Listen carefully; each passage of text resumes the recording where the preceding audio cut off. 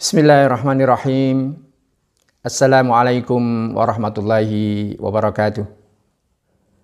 Alhamdulillahilladzi bini'matihi tatimmus shalihat wa bifadlihi tatanazzalu bihal khairat wal barakat wa bi'izzatihi tatahaqqaqul a'zam wal maqasid.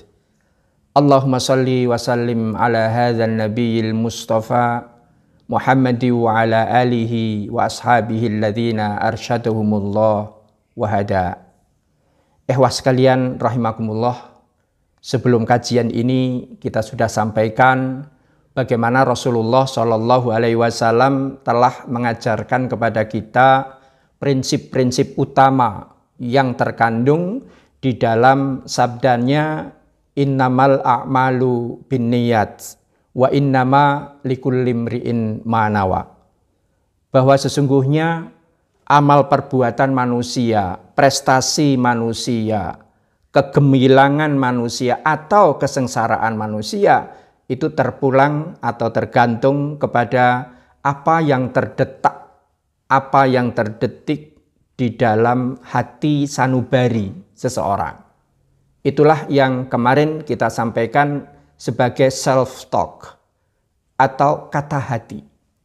Maka kata hati ini tentu mengambil peran yang sangat penting di dalam shaping atau membentuk atau memberikan warna, corak pada apa? Pada amal perbuatan kita. Pada kesempatan kali ini, ikhwas sekalian rahimakumullah, akan kita teruskan hadis Rasulullah Shallallahu Alaihi Wasallam itu. Pada seterusnya Rasulullah Shallallahu Alaihi Wasallam bersabda, "Faman kanat hijratuhu ilallahi wa rasulihi, fahijratuhu ilallahi wa rasulihi." Barang siapa yang hijrahnya itu kepada Allah dan Rasulnya, maka akan dihitung sebagai apa? Sebagai hijratuhu ilallahi wa rasulihi. Maka hitungnya akan dihitung hijrahnya itu kepada Allah dan kepada Rasul. Ikhwas sekalian, pada tataran ini sudah melibatkan kepada orientasi.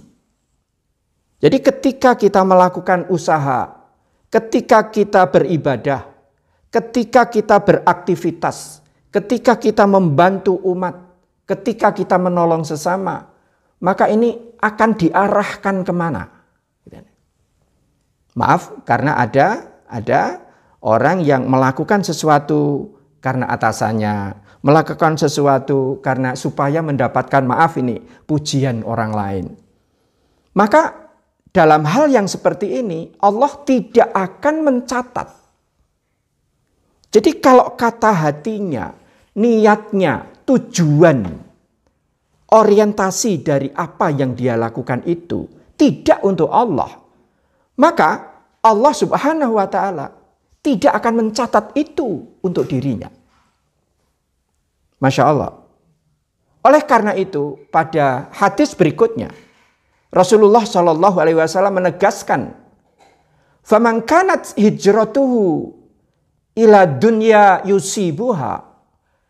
Kalau hijrahnya itu karena dunia yang ingin dikejarnya, karena dunia yang ingin diraihnya, awim ro'atin yatazawwajuha, atau kepada seorang wanita yang ingin dia nikahi, fahijratuhu ila ma hajara ilaihi, maka hijrahnya itu adalah karena itu semua. Jadi di dalam riwayatnya, ketika Rasulullah Shallallahu Alaihi Wasallam berhijrah dari Makkah ke Madinah, ada seseorang yang hijrahnya itu karena seorang wanita. Kenapa? Karena si wanita ini sudah lebih dahulu hijrah ke Madinah. Kemudian si lelaki ini hijrah belakangan. Niatnya untuk apa? Niatnya agar bisa menikah dengan wanita yang sudah berhijrah itu. Ikhwas sekalian rahimakumullah. Dalam hal ini kemudian kita diingatkan kembali oleh hadis Rasulullah Shallallahu Alaihi Wasallam, kullu kalamin au amrin dzibalin la yuftahu bi dzikrillahi azza wajal fahuwa aqta. perbuatan baik, ucapan yang baik, yang tidak didahului dengan apa? Dibuka dengan berzikir kepada Allah, dengan mengingat kepada Allah. Fahuwa akta. Maka dia akan terputus. Terputus dari apa? Terputus dari berkahnya. Maka sekalian rahimakumullah, betapa banyak di antara kita itu sibuk siang malam. Melakukan usaha yang tanpa mengenal lelah. Masya Allah. Gitu ya. Akan tetapi Allah Subhanahu wa ta'ala tidak menghitung itu sebagai poin. Kenapa? Karena itu tidak diniatkan, tidak diarahkan untuk apa? Untuk mencari wajah Allah. Jadi di dalam bahasa yang mudah, ada orang cari muka. Cari mukanya kemana? Cari mukanya kepada atasannya, cari mukanya kepada sesamanya. Supaya mendapat apa? Supaya mendapat pujian. Supaya mendapat supaya mendapat like. Supaya mendapat subscriber yang banyak. Mohon maaf. Sekalian rahimakumullah. Ini persoalan yang kritis. Saya akan memberikan contoh. Di dalam fikih, di dalam akidah. Maaf, jika ada sesaji. Baik itu bentuknya barangkali ini berupa ayam, potong, kemudian makanan-makanan yang lain yang kemudian disajikan kepada pohon misalnya atau ditaruh di atas batu misalnya, maka itu hukumnya sudah haram dimakan. Kenapa? Karena barang-barang itu diperuntukkan bukan untuk Allah. Kepada batu, kepada penunggu pohon. Maka begitu juga ketika kita mempunyai prestasi, ketika kita mempunyai amaliyah yang baik, akan tetapi jika di dalam hati kita itu tidak terdetak. Terdetak apa? Terdetak niatan bahwa ya Allah, aku lakukan ini karena aku ingin Engkau melihat. Aku ingin Engkau memberikan penilaian. Seberapa kesungguhan hatiku untuk melakukan ini semua untuk mendapatkan penilaian-Mu. Mohon maaf, bukan penilaian manusia. Bukan karena pujian manusia. Akan tetapi karena ini betul-betul sungguh-sungguh sebagai rasa syukurku ya Allah. Engkau telah berikan kepadaku segalanya yang aku tidak pernah meminta. Kita tidak pernah meminta umur, kita tidak pernah meminta anggota badan kita sehat. Kita tidak pernah meminta mata, kita tidak pernah meminta paru-paru, jantung dan lain sebagainya. Tapi Allah Subhanahu wa ta'ala berikan itu. Maka sesungguhnya apa yang kita lakukan ini adalah aktualisasi, realisasi dari rasa syukur kita kepada Allah Subhanahu wa ta'ala. Karena dengan ini Allah menyiapkan apa? Allah menyiapkan jannah. Jadi sesungguhnya Allah sudah memberikan secara gratis. Kemudian kita hanya diminta untuk melakukan sesuatu. Untuk apa? Untuk mencari wajah Allah saja. Sudah demikian Allah Subhanahu wa ta'ala kemudian memberikan janji. Janjinya apa? Wa may yuti'illaha wa rasulahu. Siapa orang yang mentaati Allah, mentaati Rasul. Mentaati Rasul dalam bentuk apa? Dalam bentuk mentaati syariat-syariat yang dibawanya. Allah mengatakan apa? Faqad faza fauzan azima. Maka secara internal dengan sendirinya Allah memberikan fauzan azima. Kemenangan yang sungguh-sungguh nyata. Kemenangan yang besar. Di mana itu letaknya? Letaknya ada di dalam bagaimana kita mentaati Rasulullah Shallallahu Alaihi Wasallam. Maka sekalian, kawan-kawan yang berusaha, kemudian berbisnis, lalu berhutang, dengan cara apa? Dengan cara menurunkan uang dari bank, misalnya mohon maaf, riba dari harta ribawi, maka dipastikan bahwa hasilnya seberapapun besar itu tidak akan memberikan keberkahan di dalam hidup kita. Maka sekali lagi Allah Subhanahu wa taala sudah memberikan garansi. Wa may yuti'illaha wa rasulahu faqad faza fauzan azima. Dia pasti akan diberikan kemenangan yang nyata. Bukan hanya di akhirat, akan tetapi di dunia pun itu sudah akan diberikan yang luar biasa oleh Allah Subhanahu wa taala. Ehwas sekalian rahimakumullah. Janji Allah lagi tersebut di dalam surah An-Nisa ayat 100. Di sana Allah Subhanahu wa taala berfirman, "Wa may yuhajir fi sabilillah yajid fil ardi muraghaman katsira wasa'ah."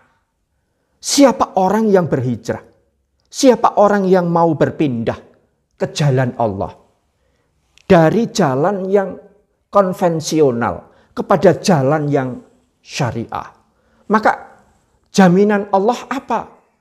Yajid fil ardi. Dia pasti akan mendapatkan di bumi ini. Bukan besok. Bukan di akhirat. Di bumi ini. Pasti dia akan mendapatkan di bumi ini. Apa? Muraghaman katsira. Pilihan-pilihan. Kesukaan-kesukaan yang banyak sekali. Jadi sesungguhnya ketika kita berpindah kepada syariat Allah Subhanahu wa taala, ini bukan menyempit. Tetapi ruangnya ini justru meluas, melebar. Dan ini janji Allah Subhanahu wa taala. Wasa'ah. Sa'ah adalah keleluasaan. Orang akan menjadi lebih leluasa. Kapan? Ketika dia berpindah kepada Allah. Dia bertaubat kepada cara-cara Allah, cara-cara Rasulullah Shallallahu Alaihi Wasallam. Maka dalam hal ini alhamdulillah kita berhimpun dengan kawan-kawan baru, kawan-kawan yang dahulunya ini berpola, mohon maaf ini berpola dengan kehidupan yang mereka sendiri mengatakan kehidupan jahiliyah. Kemudian sekarang berpindah kepada syariat Allah, cara hidupnya, cara usahanya, cara ibadahnya. Alhamdulillah sekarang kawan-kawan ini merasa tenang, merasa lega, merasa seolah-olah jalan itu seperti dibentangkan oleh Allah Subhanahu wa taala.